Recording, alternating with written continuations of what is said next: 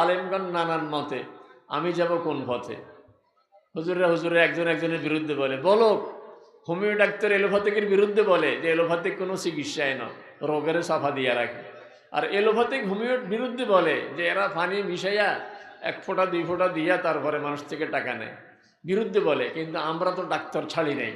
আমি আমার প্রয়োজনে কখনো হোমিও কখনো এলোপ্যাথিক ডাক্তারের কাছে দৌড়ি। আলেম ওলামারা একজন একজনের বিরুদ্ধে বলো, আমার সেটা দেখার দরকার নাই। আমার জান্নাত পাওয়া দরকার, আমার ইবাদতের পদ্ধতি শিখা দরকার, আমি আমার আল্লাহকে চিনা দরকার। এই জন্য আপনি আপনার বিবেক দৌড়াইয়া যে আলেমকে সবচেয়ে আপনার কাছে ভালো মনে হয় তার সাথে যোগাযোগ রাখবেন। আর যোগাযোগের ধরন তো এখন খুবই সহজ। ওনার সাথে যোগাযোগ করি, মোবাইল নম্বরটা নিয়ে শুধু অনুমতি নিয়ে নেবেন যে আমি কখন ফোন দিলে আপনাকে একটু কথা বলতে পারবো। উনি যে সময় বলে দিবে ওই সময়ে ফোন দিয়ে আবার বলবো এখন কি কথা বলতে পারবো। যদি বলে বলেন, তাহলে মাসলা জেনে নিব, আমি যোগাযোগ রেখে চলব। কিন্তু আলেম ওলামার সঙ্গে কোনো যোগাযোগ নাই। নামাজের নিয়ম কানুনও জানে না, নিজের জীবনের কোনো নিয়ম কানুন জানে না।